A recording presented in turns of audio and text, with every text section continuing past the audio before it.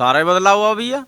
सबके शौचालय बन गए, किसी का घर पक्का कच्चा नहीं है, बिल्कुल सबके पक्के मकान हो चुके। एक घर नहीं है मोहल्ले में क्या पूरे कस्बे में नहीं है। गुंडागर्दी खत्म हो गई।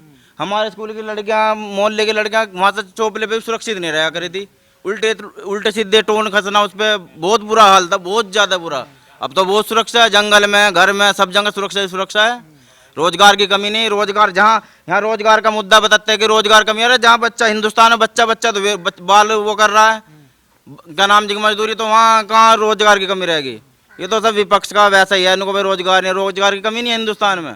सब बहुत बढ़िया चल रहा, कोई दिक्कत नहीं है। तो फिर मुद्दा क्या रहेगा चुनाव में? मुद्दा यही रहेगा, गुंडागर्दी खत्म होगी, भाजपा रहेगी, और क्या रहेगी। विपक्ष में तो विपक्ष वालों कौन दे रहा है ना, कुछ भी नहीं देने का, बूझने का। यादव है तो कह रहे 350 सीट है अब की बार। अजी वो अपनी सेपाई बचा लियो, आपका सेपाई बचा लियो, अपना घर ही बचा लियो। पिछले साल तो बच भी गई थी, आपका वो भी ना बचने की। जो व्यक्ति सपने देखते हैं उनके सपने कभी पूरे नहीं होते। वे सपने देख रहे, सपने उनके कभी पूरे नहीं होने के। उनकी सरकार में गुंडागर्दी इतनी रही, सुरक्षा कभी मिली ही नहीं, तो उनके सपने कहाँ से पूरे होंगे। उन्होंने तो अपने महल बनाए भैया जी, उनका तो महल खड़े। बताओ, इनका योगी का महल देख लो, घर देख लो, योगी का देख लो, इसका मोदी का देख लो, कौन सा बन रहा, क्या है पीछे, कुछ भी नहीं है। बसपा ने क्या करा, अपने महल ही बनाए, वो पार्क ही पार्क बनाए, और क्या करा इन्होंने। योगी जी ने क्या कर दिया? योगी ने सब जनता पे खर्च कर रहे हैं, और क्या कर रहे हैं। बता रहे कि महंगाई आ रही है, जब विकास होगा तो महंगाई तो कुछ होगी, वो पब्लिक तो देगी, पैसा कौन देगा, हमसे ही लिख लेगा वो पैसा भी। तो आपके लिए महंगाई कोई मुद्दा नहीं है? नहीं जी, कोई मुद्दा नहीं है। कोई मुद्दा क्या है? सुरक्षा है, सब मुद्दा सुरक्षा है, सुरक्षा, अपनी सुरक्षा है, सब कुछ है, कोई दिक्कत नहीं। मायावती कहीं दिखाई दे रहे टक्कर में? अजी मायावती तो कहीं भी नहीं है, वो तो अपने क्या नाम है, पार्क बनाने से फुर्सत ही नहीं थी उसे पिछली योजना में। विधायक जी ने कुछ काम किया? हाँ, ये शिकायत जरूर है। हमारे विधायक जी हमारे इसके लिए कुछ नहीं सोचते। विधायक से सब कुछ शिकायत है, मुझे नहीं, सभी कुछ शिकायत होगी। विधायक तो आके भी नहीं झांकते। एक यहाँ खंबे भी नहीं गड़े हमारे मोहल्ले में। विधायक, छोटे छोटे विधायक अधिकारी ना, जो डूबेगे तो यही डूबेगे, अन्य कोई नहीं डूबने का। फिर भी वोट भाजपा को? हाँ जी, यो बस यो है, ये तो नाम गंदा करे, नहीं दिल में तो भाजपा ही है। चलिए, कुछ और लोग खड़े हैं यहाँ पर, इनसे बातचीत कर लेते हैं। क्या नाम हो गया ताऊ जी? नहीं, मैं मेरा दिमाग काम नहीं करता, मेरा दिमाग नहीं काम करता। अच्छा, आपका क्या नाम हो गया? वोट नहीं देने के? नहीं, वोट दे दें क्या बात है, किसे देंगे? वो तो वक्त बताएगा जी, उसको दे तो जाएगा। 4.5 साल में कुछ बदलाव दिखाई दे रहा है?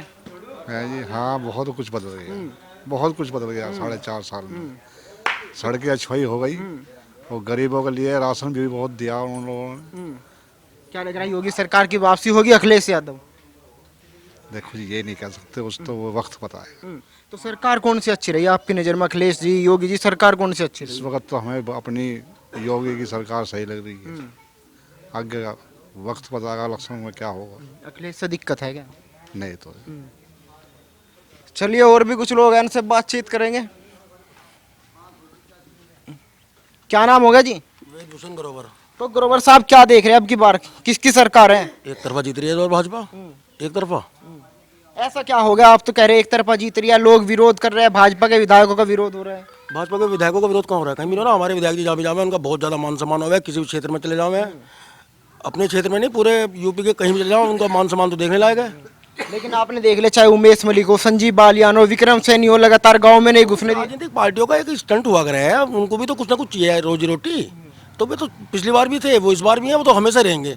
वो थोड़ा बहुत चले है, इतना चले है। शिकायत भी है कि विधायक जी ने कुछ काम नहीं किया। विधायक जी जितना काम यूपी के जितने विधायक हैं, शायद उन सारे विधायक ने कोई काम ऐसा नहीं है जो छोड़ाओ।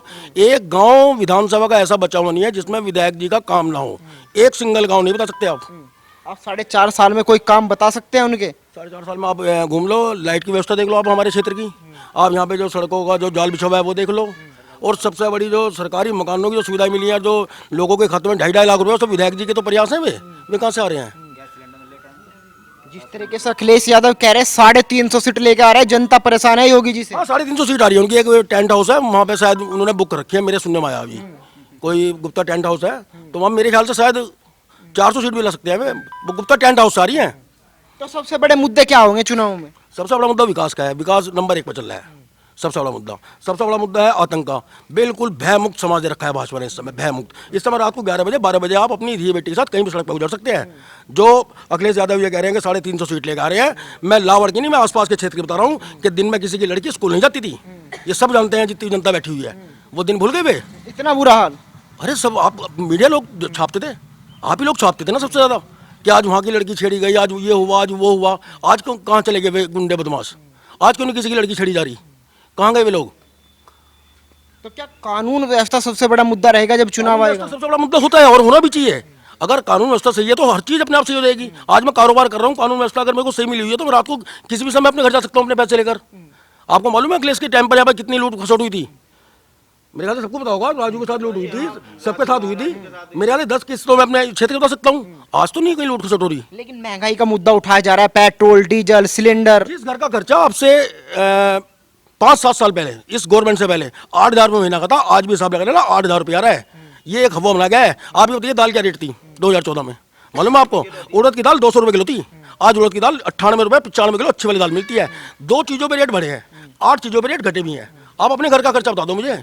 आपके घर में अगर 8,000 रुपये महीना का खर्चा था तो फिर आप क्या समझते हो कि आप 10 साल मतलब आप ये चाह रहे हो कि AC के उसमें तो मैं वो करूँ यात्रा, ठीक है ना, और टिकट चाहिए आपको पैसेंजर का? ये तो नहीं चलेगा यार, ये नहीं चल सकता। मतलब आपको फैसिलिटी भी चाहिए, आप महंगाई भी नहीं बढ़ेगी, ऐसे कैसे हो जाएगा? आप एक तरफ तो कहते हो किसानों की आय बढ़ाए, किसानों की आय कहाँ से बढ़ेगी जब उसको दाल का उचित मूल्य मिलेगा? दाल चाहिए आपको 2 रुपये किलो, नहीं चलेगा ना ऐसे। तो थोड़ा बहुत चलता है ये महंगाई, लेकिन अगर लोगों को सुविधा मिल रही है तो महंगाई झेलने के लिए जनता तैयार है। और मेरा अपना ये मानना है कि वैसे महंगाई बढ़ी नहीं है। अब मुझे आप बता दीजिए ना कौन सी चीज़ महंगी हुई है? मैं सिलेंडर की बात करोगे आप, गैस सिलेंडर की बात। पहले गैस सिलेंडर कितने का था?